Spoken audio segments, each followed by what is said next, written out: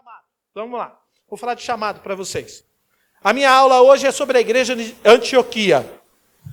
A minha aula hoje é sobre a igreja de Antioquia, uma igreja modelo. Quem dera a nossa igreja, a Parada Inglesa, fosse uma igreja igual à igreja de Antioquia. Existem diversas igrejas no Novo Testamento. A igreja de Filipos, a igreja de Tessalônica, a igreja aos Gálatas, tá certo? Aos irmãos lá da Galácia, as igrejas daquela região, diversas, a igreja de Éfeso e tal. Mas a igreja de Antioquia é uma igreja especial. E ela deveria servir de modelo para a nossa igreja, para a igreja da Parada Inglesa, deveria ser o modelo da igreja de Antioquia. Daqui a pouco eu vou entrar nela. Mas deixa eu contar aqui para vocês alguns causos, vai.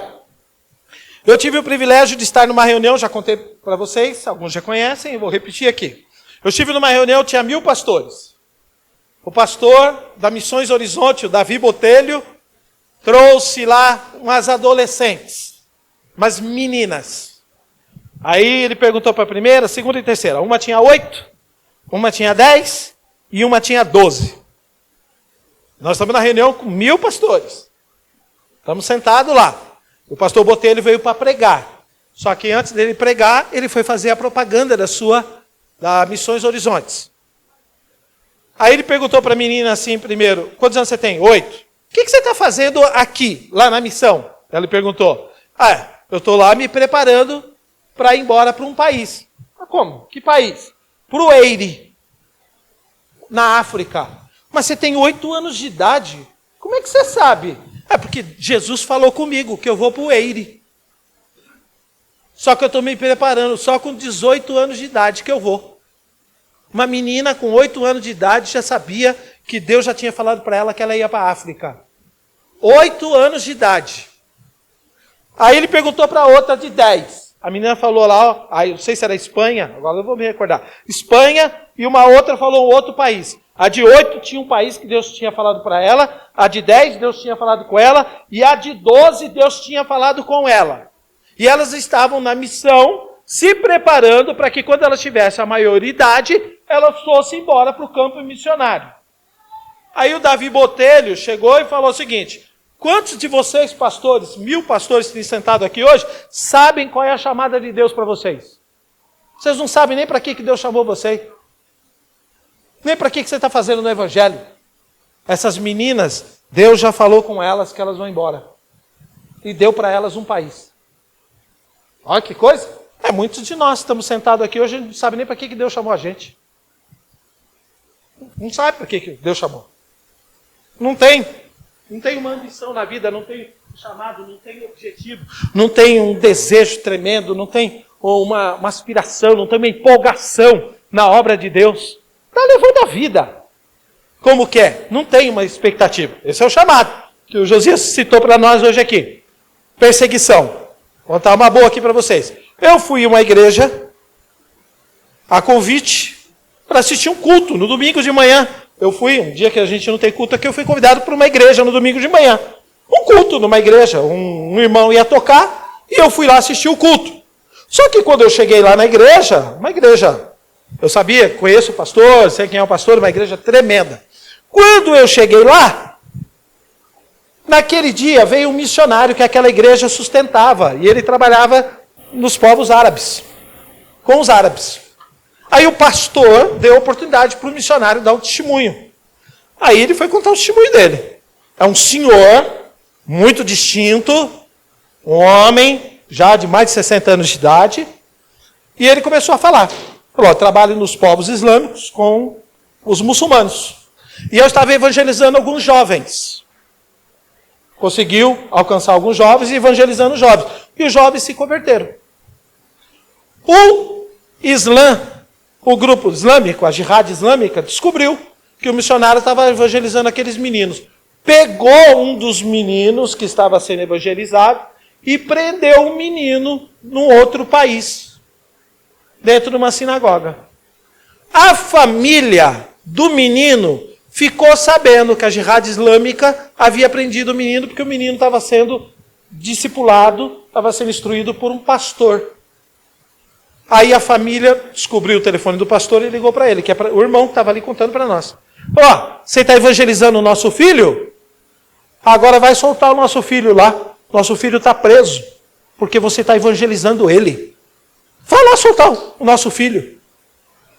Está vendo o que você fez com a nossa família? Olha o que você fez com o nosso filho. Pô, imagina o pastor ouvindo isso. O pastor ficou acabado. Aí o pastor conseguiu entrar em contato com a Jihad Islâmica. Falou o seguinte: eu gostaria que vocês devolvessem o menino para a família e eu fico no lugar dele. Era esse irmão que estava contando testemunho aqui. A Jihad Islâmica aceitou. Só que o pastor, a família dele está no Brasil. A mulher e os filhos estão no Brasil e ele está lá pregando o evangelho. Aí o dia está marcado. Ele vai sair de um país e vai para outro país para ir se encontrar com a Jihad Islâmica. A Jihad Islâmica vai devolver o menino e ele vai ficar no lugar do menino preso. Ele está indo. Nessa que ele está indo, ele recebe uma ligação no celular do filho. Pai, onde é que o senhor está? Eu estou em país tal. Pai, está acontecendo alguma coisa? E ele agora, como é que ele vai falar para o filho que ele está indo para se entregar na Jihad Islâmica em lugar do menino que ele estava evangelizando? Falou, não, eu estou fazendo uma viagem missionária. Pai, eu estou ouvindo aqui que o senhor está indo se entregar para as Jihad Islâmica. Não, não é nada disso não. Porque ele fez a besteira de mandar no WhatsApp para os irmãos no Brasil orarem por ele. E crente é uma bênção, né, irmão? Os crentes espalharam para todo mundo, chegou no conhecimento da família. Aí, não, ele falou para o filho, ele negou tudo.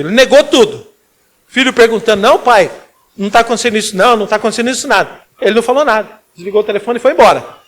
Quando ele chegou na mesquita muçulmana, onde havia marcado para se encontrar, para fazer a troca do menino por ele, ele chega na mesquita, quando ele vai entrando na mesquita, ninguém para ele e ninguém vem falar com ele. E ele não está entendendo nada. Falou, mas os caras estão aqui? Aí ele vai entrando na mesquita, e os caras orando, as mulheres orando no seu local, e ninguém falando com ele, ninguém tabulando uma conversa com ele, e ele andando dentro da mesquita. Ele está contando isso para nós, e eu estou no culto assistindo o negócio dele. E ele está contando, e eu estou entrando na mesquita. E eu vou entrando, e eu abro uma sala, e vou lá, e ninguém me para, e ninguém pergunta para mim quem sou eu, e ninguém me pergunta. E eu sou diferente deles, eu sou brasileiro, eu não tenho a burca, eu não tenho a roupa deles. E estou entrando, e ninguém me perguntando nada. E eu abro uma porta, não tem ninguém, eu abro outra porta, não tem ninguém. Quando eu abro uma porta, está lá o menino preso, e os guardas estão ao lado do menino. Aí o menino me vê, o menino fala comigo, eu converso com o menino, os guardas estão ali olhando, os guardas não falaram nada. Eu também quieto, o menino levantou, eu peguei o menino e saímos da coisa. Ninguém viu a gente, ninguém nem questionou a gente, e eu estou aqui hoje contando os testemunhos para vocês. Não pode um negócio desse? Eu fui numa reunião para ouvir um negócio desse. Bom, a gente chorava. Ele contando, arrepiou agora. A gente chorava. Não é anjo não, irmão, estou contando a história. Não está passando anjo nenhum aqui, nem asa de anjo, não, que essa conversa é fiada. Gente, ó, a história. Porque Deus livra. Deus livra. Mas que tem perseguição, tem. Tá bom? Tem perseguição, tem. Então, a nossa igreja, graças a Deus, Deus vai sempre livrar. Sei que tem que ter coerência, sei que tem que ter estrutura, a nossa igreja tem que ter estrutura. Se um dia vocês ouvirem no nosso ministério que nós mandamos alguém para fora, que nós mandamos alguém para o interior, que nós colocamos um pastor numa cidade, que pegamos um pastor daqui e mandamos para uma cidade do interior, você pode ter certeza que nós vamos dar estrutura para esse cara. Ele não vai passar perrenga, não. Ele não vai passar necessidade, não. Ele vai ter 30 dias de férias. Ele vai ter o INSS pago. Ele vai ter aposentadoria, que a nossa igreja vai sustentar ele. Deus nos ajude de sermos irresponsáveis com os pastores que a gente envia, com os pastores que dirigem as nossas igrejas. Deus nos dê graça para isso. Amém, queridos? Está gravando, né? Está gravando. Vamos para a nossa aula. Vamos lá, o modelo de missões da igreja de Antioquia. Eu preparei aqui, irmão, eu tenho umas 15 páginas só sobre esse assunto aqui, para a gente tratar desse assunto com vocês. Por que a igreja de Antioquia? Deixa eu explicar para vocês. Quando houve a perseguição na igreja, Serginho está falando para mim a respeito de Estevão. Depois da morte de Jesus, você sabe que a igreja ela se reunia em casas, depois do batismo do Espírito Santo, houve a diáspora. O que é diáspora? A dispersão. O povo foi perseguido por Roma, perseguido pelos judeus, e aí a igreja se espalhou. Essa perseguição foi uma bênção para a igreja. Essa perseguição foi uma bênção para a igreja. Por quê? A igreja de Antioquia, provavelmente, ela foi uma das igrejas que foram alcançadas por essa diáspora. A Bíblia não diz a origem para nós. Mas a igreja de Antioquia, ela se tornou uma igreja central. Era uma igreja na Ásia, era uma igreja que foi uma igreja fundamental para a evangelização do mundo daquela época. Então essa igreja ela se tornou uma igreja importante. Para a gente ler sobre essa igreja, vamos ler a palavra de Deus aqui rapidinho com vocês. Vocês vão me dando aí um sinal, tá bom, gente? A hora que estiver pronto o almoço, eu paro e a gente vai almoçar. Atos capítulo de número 11. Eu quero ler com vocês, Atos 11. Vamos ler aqui com vocês. Atos 11.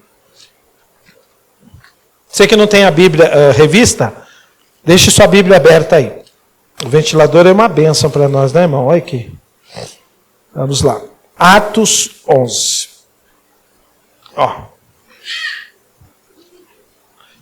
Perdão. Eu quero ler Atos 13 com vocês. Atos 13. 11. 11 está na revista, tá? Mas eu quero ler Atos 13 para a gente não perder tempo com vocês hoje aqui. O 13 também está na revista, né? Isso aí. Atos 13, versos de 1 a 3. Diz assim, Na igreja que estava em Antioquia, havia alguns profetas e doutores, a saber, Barnabé e Simeão, chamado Níger, e Lúcio, Cirineu e Manaém, que fora criado com Herodes, o tetrarca e Saulo. E servindo eles ao Senhor e jejuando, disse o Espírito Santo: Apartai-me a Barnabé e a Saulo para a obra que os tenho chamado. Então, jejuando e orando, e pondo sobre ele as mãos, os despediram. Então, olha só, a igreja de Antioquia. Sobre a fundação da igreja, eu vou até pular com vocês aqui. A igreja tinha uma liderança, vocês viram aqui? A igreja ela tem uma liderança. Ele está citando para nós alguns nomes aqui. O Barnabé, o Simeão, o Lúcio e o Manaém e o Paulo de Tarso. 5, 1, 2, 3, 4, 5 homens que lideravam essa igreja. E ele está dizendo para nós aqui que eram profetas e doutores.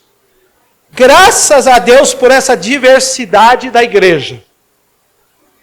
Que tem profetas e tem doutor. Profeta não é no sentido de profetizar. Profeta é no sentido de pregar. Não é aquele que traz profecia. Porque hoje essa questão de profecia é problemático dentro da igreja hoje. Não é que não exista. Mas 90% é mentira. Sou eu que falo, tá bom, gente? Isso vocês podem pôr na minha conta, tá? Isso Deus vai pôr na minha conta. Eu não acredito. Eu acredito é na palavra de Deus. O testemunho de Jesus Cristo é espírito de profecia. Está escrito no livro do Apocalipse.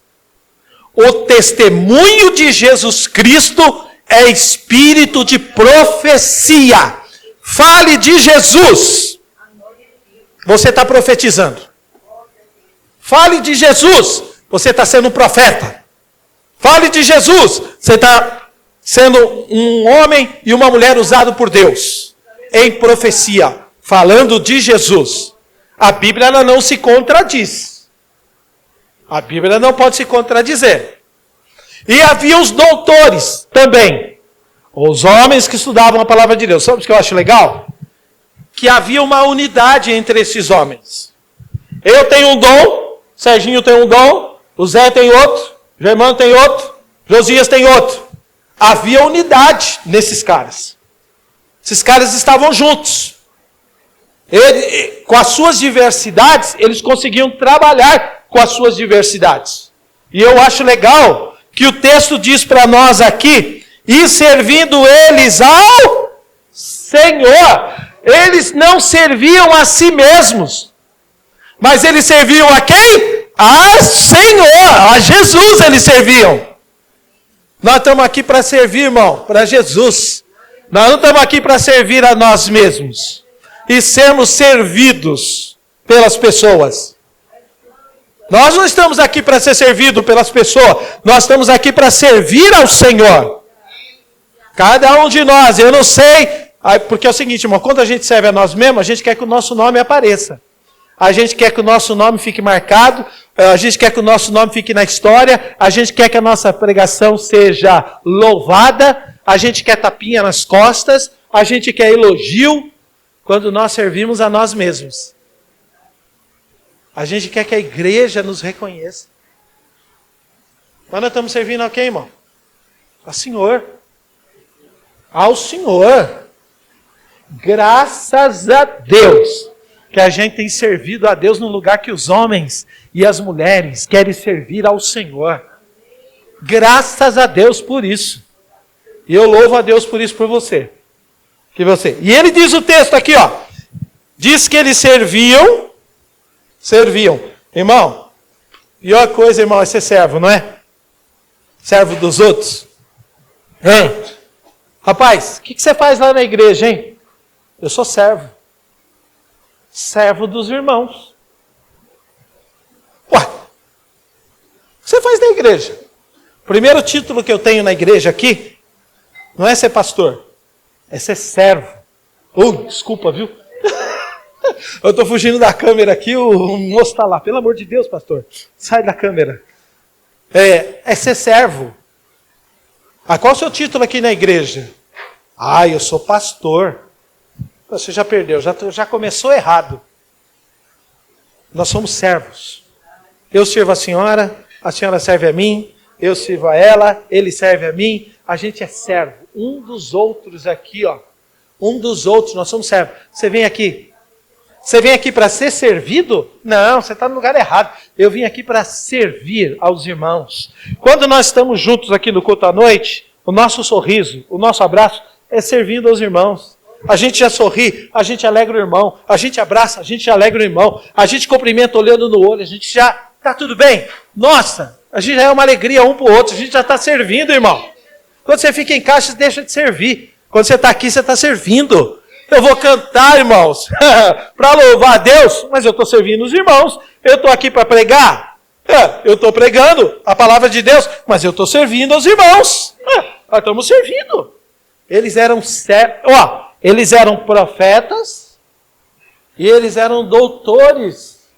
Não tem gente que tem um título e já não quer servir mais? Não é, irmão? É um abestado. Já acha que o título dele não é... Não, isso não é função minha mais tirar oferta, não é função minha mais. Não, irmão. Nós somos chamados para servir aos irmãos. E Deus está dando esse privilégio para nós servirmos aos irmãos. Amém, queridos? Glória a Deus. Você pode receber essa palavra? A palavra de Deus, ó. Servir aos irmãos. Vocês vão comer daqui a pouco? Porque tem alguém que está servindo a gente, ó, está fazendo a comida para mim e para você. O Zé está lá fora, no calor, as irmãs estão lá na cozinha, no caldeirão do demo. Porque se vocês forem daquela cozinha ali, vocês vão ver o calor que está lá dentro. Eu falo que é o caldeirão do demo. Meu Deus do céu, é muito calor. Meu Deus. Mas está servindo. Quem me chamou? Alguém falou alguma coisa? Ah, senhora.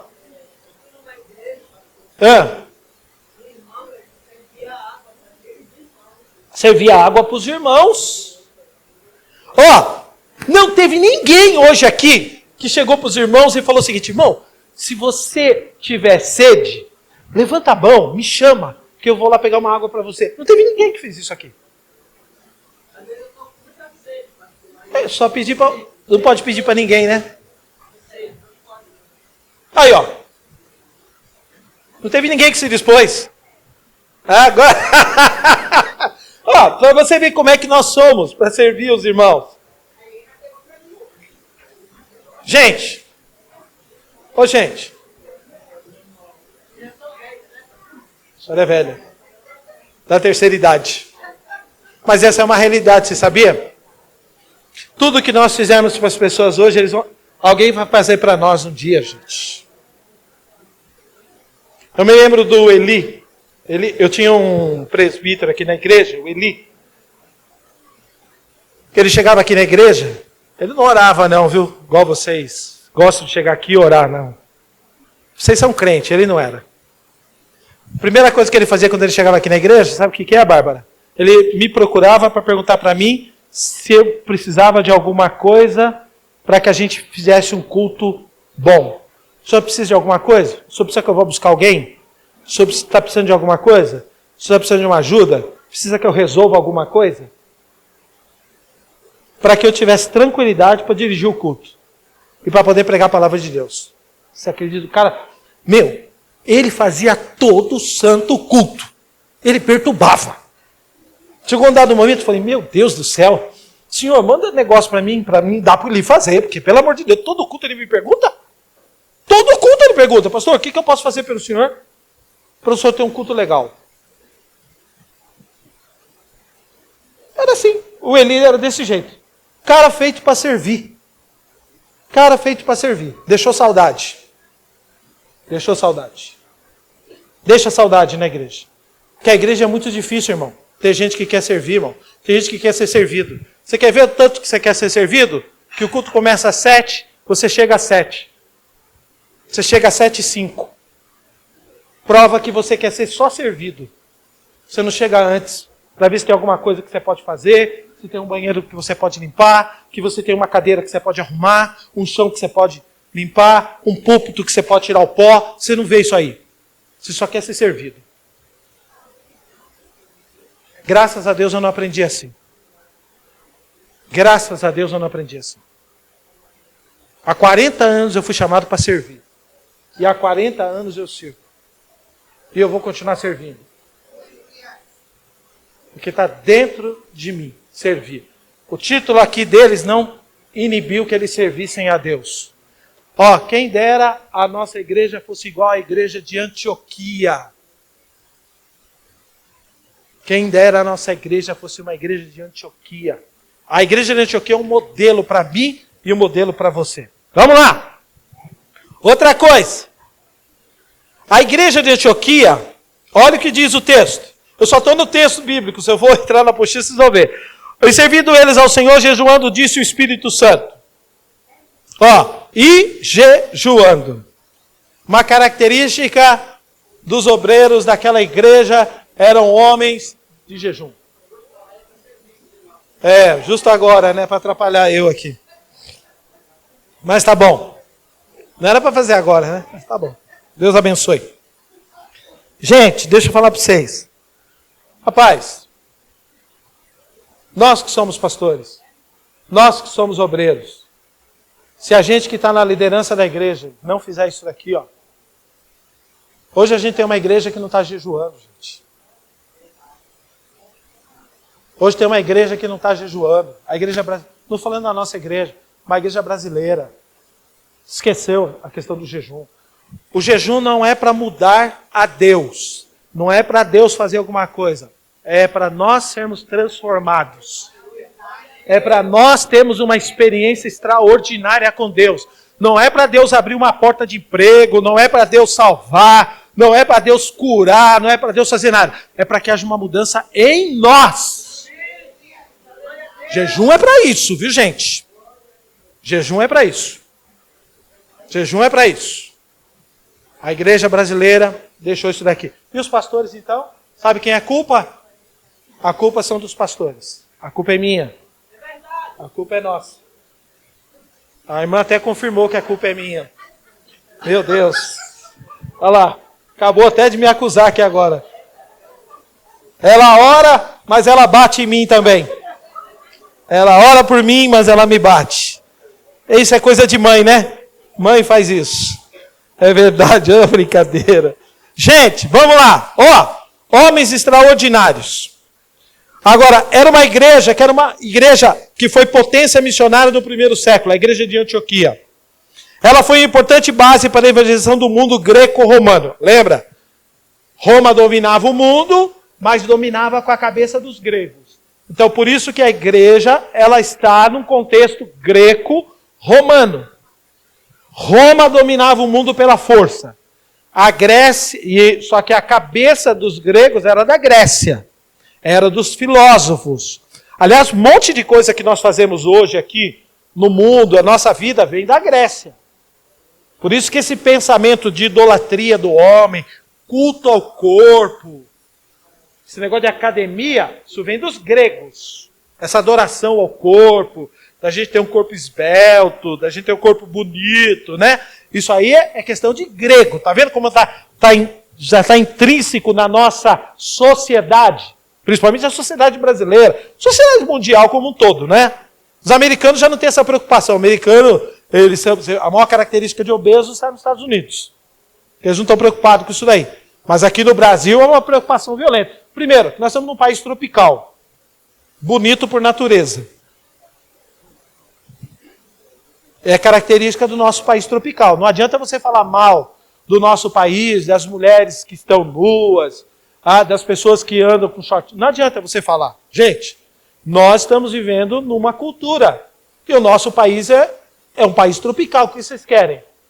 Não é que a gente aceita. A gente vai ficar falando mal. Vocês têm que orar. E é o Espírito Santo que muda as pessoas. Você fica falando mal, gente. Pelo amor de Deus. Vocês sabiam que esse efeito El Niño, que a gente está sentindo hoje, o calor, já estão falando que vai até setembro do ano que vem. É um efeito El Niño de calor. Tá aí, eu estava na prefeitura ontem trabalhando, e um dos caras que vieram falar comigo, eu trabalho com o pessoal da Defesa Civil, e ele falou, a perspectiva é que o El Niño fica até setembro. Essa onda de calor. Isso porque não chegou o verão, hein? Você imagina na hora que chegar o verão, você viu? Rio de Janeiro chegou a 50 graus. A gente não sabe nem o que é isso. Sensação térmica, nós não sabemos o que é isso. Tá bom aí? A hora que tiver? Tá. Vamos lá. Outra coisa. A igreja de Antioquia teve entre seus primeiros líderes homens, você viu? Como Barnabé, Paulo e até Simão Cirineu. Foram os crentes de Antioquia os primeiros a serem chamados de cristãos.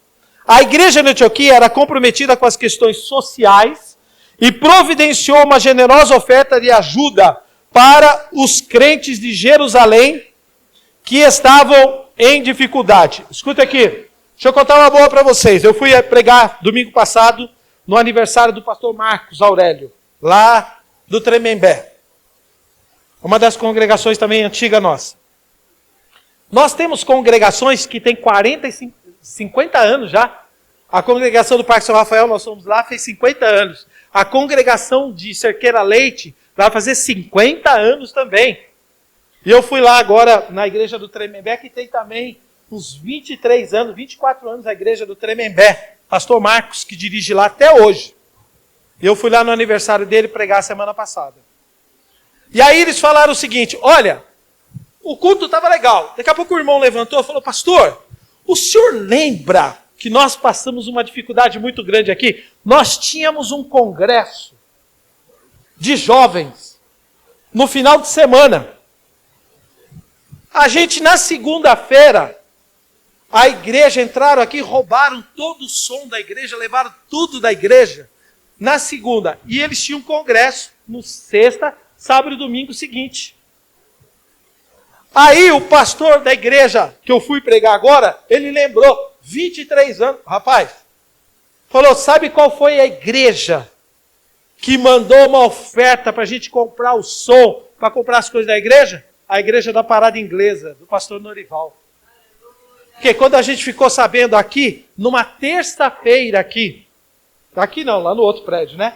Nós tínhamos 10 crentes aqui na igreja. E eu levantei e falei o seguinte, a nossa congregação do Tremembé sofreu um assalto ontem. E eles têm um congresso.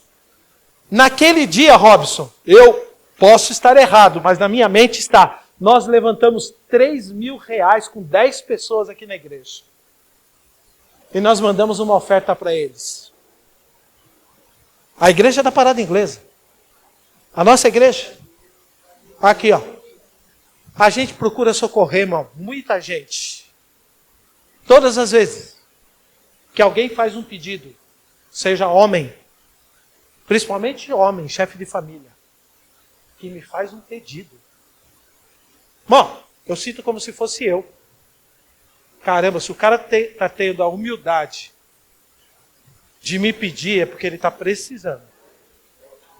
Se o cara está me pedindo, é porque ele está precisando. Porque para um homem pedir para um outro, é muita vergonha para nós, né, irmão? O homem, você sabe que ele tem esse defeito, né? A gente é vergonhoso, a gente passa por um negócio, mas a gente não fala. O homem tem esse negócio, é um orgulho desgraçado. Eu tenho isso, tá bom, gente? Eu tenho isso. Se eu tiver a minha perrenga, não vou contar para ninguém. Eu conto para Deus. Aí Deus toca num vaso e o vaso vem e me abençoa. Eu sempre fui assim. Eu também sou orgulhoso igual você também, tá bom? Mas quando um pastor me pede a nossa igreja, eu falo pro Zé, eu ligo pro Zé, eu não tomo as decisões sozinhos aqui na igreja, não. A gente tem um tesoureiro. E eu pergunto para ele, Zé, o que você acha? Vamos dar uma oferta? Vamos dar uma ajuda? Aí o Zé vai lá e concorda. Não, pastor, está concordado. Aí eu fico tranquilo, porque se 2 de vós concordarem a respeito de alguma coisa aqui na terra, isso será feito pelo meu Pai que está nos céus. Aí a gente faz o negócio dar certo. Eu não tomo decisões sozinhas, não, viu, irmão? Só porque eu sou pastor da igreja. Eu, para gastar um dinheiro, eu converso com o Zé. Para comprar um negócio, eu converso com ele. Eu não faço. Não tenho esse negócio, não tenho esse coisa de poder, eu que mando. Eu não mando nada, irmão. Eu sou apenas um preposto aqui do meu pastor presidente. Estou dirigindo a igreja hoje aqui. Vamos lá. A igreja de Antioquia, então, é uma igreja que ajudava os crentes em Jerusalém quando tinham dificuldades. A nossa igreja, graças a Deus, ao longo desses 23 anos de existência, né? A gente foi uma igreja ajudadora. Sempre foi. Uma igreja que investiu seus poucos recursos. Mas a gente sempre investiu. E graças a Deus por isso. O Espírito Santo agia através da igreja de Antioquia. Sabe o que eu achei legal aqui na igreja de Antioquia? E servindo eles ao Senhor e jejuando, disse o Espírito Santo. Era uma igreja que ouvia a voz do Espírito Santo. Era uma igreja que ouvia a voz do Espírito Santo. Irmão, será que a nossa igreja hoje está ouvindo a voz do Espírito Santo? Pessoas, a nossa igreja, sem ouvir a voz do Espírito Santo do dono da igreja? Vocês ouvem a voz do pastor, vocês ouvem a voz dos irmãos, ouvem a voz de todo mundo, mas o Espírito Santo é que tem que falar na nossa igreja.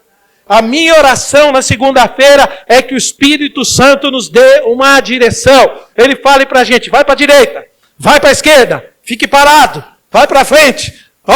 Não saia do lugar, faça isso, faça aquilo. Essa deve ser a oração da nossa igreja. Quem dera a nossa igreja fosse igual à igreja de Antioquia, onde a gente ouça a voz do Espírito Santo falando conosco. Ore para isso, irmão. Espírito Santo, dá uma direção para a igreja. Põe na cabeça desse cabeçudo, desse pastor, uma direção.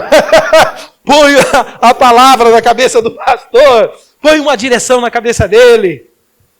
Porque é assim que Deus trabalha, não é?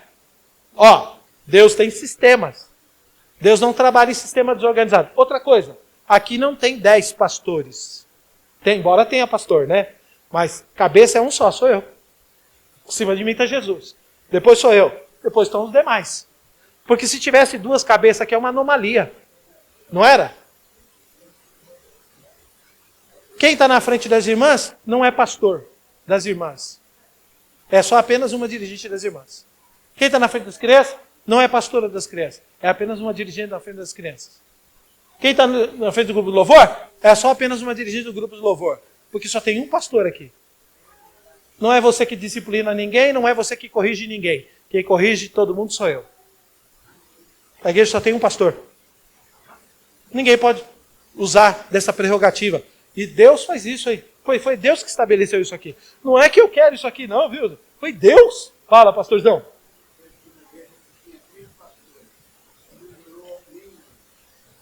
Todo mundo mandava. Por isso que eu falo, uma cabeça que tem, um corpo que tem duas cabeças é uma anomalia, não dá certo. Duas cabeças diferentes? Não, aqui só tem uma cabeça só. A igreja é organizada nesse sentido. Gente, não é orgulho. Não é que quero ter o poder.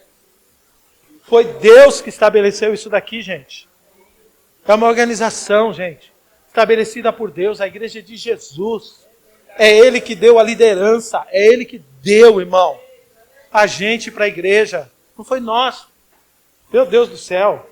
Outra coisa. A igreja de Antioquia estava envolvida em primeiro importante. Presta atenção. A igreja era uma igreja preocupada com a obra. Apartai-me a Barnabé e a Saulo para a obra. Escuta aqui, tem uma obra. A obra é de Deus. A gente tem uma obra para fazer. A obra é de Deus. O Espírito Santo veio e falou o seguinte, separe essas pessoas para fazer a obra. A obra é de quem? Da igreja? Não, a obra é de Deus. Mas Ele que direcionou as pessoas. É Ele que disse quem eram as pessoas que deveriam ser separadas para o ministério. Então a minha preocupação como pastor é colocar a pessoa certa no lugar certo. A minha preocupação é fazer você ser usado da maneira correta no teu dom. Naquilo para o qual Deus te chamou. Naquilo para o qual Deus comissionou você. Se é para visitar, para visitar. Se é para ensinar, para ensinar. Se é para pregar, se é para evangelizar, é para evangelizar. Mas eu colocar você no lugar certo. Que adianta eu colocar você no lugar onde que você não é bom? Você não vai fazer legal. Você não vai fazer perfeito. Que adianta eu mandar cantar aqui um taquara rachada num culto de domingo à noite? Que vai me deixar nervoso. Porque a gente tem que fazer o melhor para Deus. Não é de qualquer jeito não, hein? Por isso que vocês estão estudando. Não estão estudando? Vocês estão estudando. Para cantar melhor, não estão? Taquara rachada já basta eu. Agora, você tem que colocar gente coerente. Gente para falar corretamente. Gente que faça com que a gente entenda. Que a gente seja edificado. Hino que louva a Deus. Sabe o que está cantando. Não é qualquer jossa que vai cantar aqui na frente, não. A gente não coloca a gente, irmão, louco para fazer as coisas. Só porque tem empolgação. Só porque tem a empolgação. Estou com vontade, com empolgação. Mas não tem graça, não tem dom. Não vai dar certo, irmão. Não vai dar certo. Agora, se a gente juntar a nossa chamada com a nossa especialização, por exemplo, eu gosto de cantar, então eu vou atrás de aula de canto. Eu vou atrás de aula de canto. Se eu gosto de cantar, eu vou atrás de aula de canto. Que é para mim cantar melhor. Para mim me especializar. Para mim saber as técnicas. Para mim cantar direitinho. E eu acho isso legal. Por isso que a Helena trouxe uma mulher outro dia aqui, que ofereceu dar esse curso, e algumas irmãs aqui estão fazendo. Estão fazendo aula de canto. Porque elas têm o desejo. E elas querem melhorar. Olha que coisa salutar. Elas entenderam que elas precisam. Eu quero pregar melhor. Eu quero ensinar melhor. Sabe o que eu vou fazer? Eu vou gastar dinheiro com livro. Eu vou me especializar. Eu vou estudar. Eu vou comprar Bíblia. Eu vou comprar livro. Eu vou fazer curso. Eu vou atrás. Porque eu quero fazer melhor. Eu tenho desejo de fazer melhor. Porque a obra de quem que é? A obra é nossa, irmão. Você está fazendo para mim? Se você estiver para mim, você está ralado. Você não vai ganhar nada. Você não vai ganhar nem elogio da minha parte. Você não vai ganhar nem um abraço, nem um aperto de mão. E você vai me chamar de ingrato. Meu pastor não me vê, meu pastor não olha para mim, meu pastor não, nem... Irmão, eu não enxergo nem eu mesmo, irmão, vou enxergar você.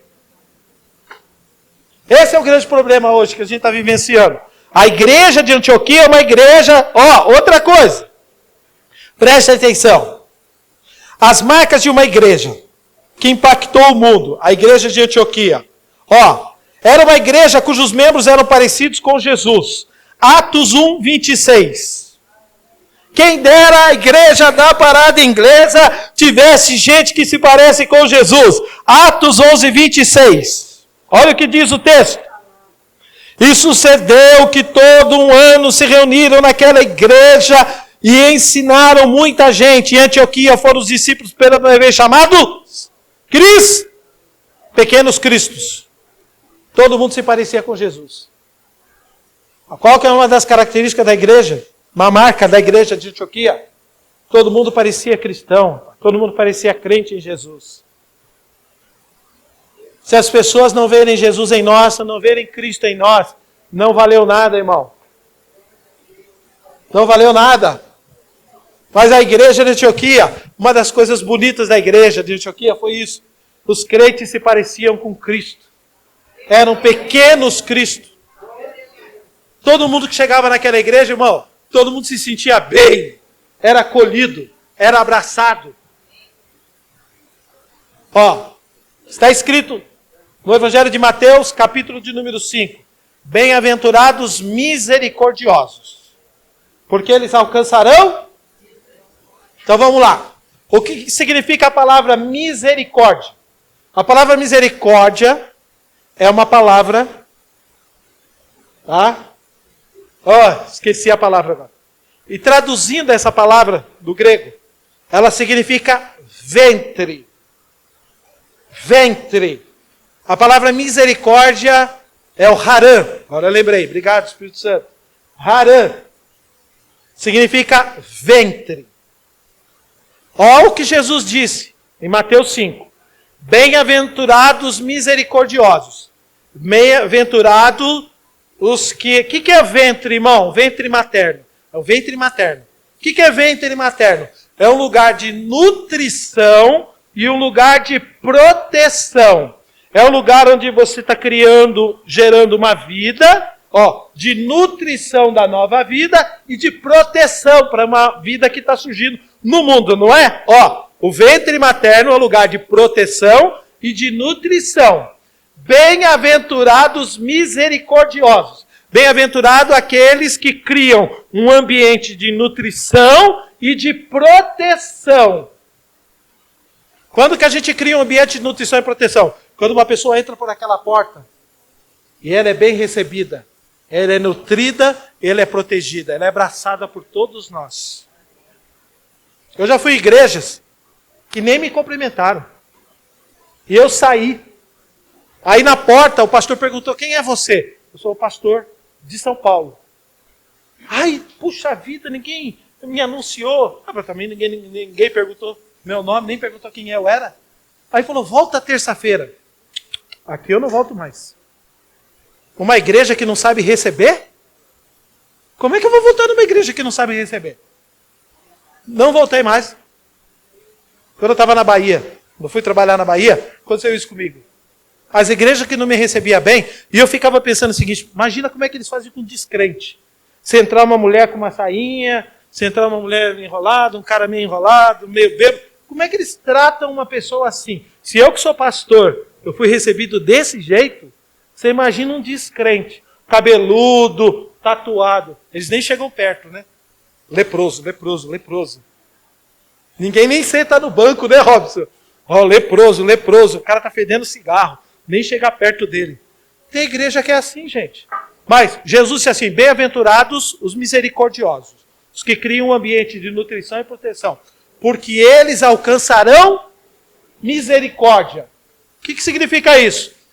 Se nós criarmos um ambiente de nutrição e proteção para as pessoas, Deus vai cuidar da gente. Ele vai colocar a gente no ventre dele. Ele vai criar um ambiente de nutrição e proteção para a nossa vida. Se nós fizermos isso para o outro, Deus vai fazer para conosco. Isso é extraordinário, irmão. A igreja de Antioquia era uma igreja assim. Essa é uma igreja que nós gostaríamos de seguir. Essa é uma igreja modelo para a nossa igreja.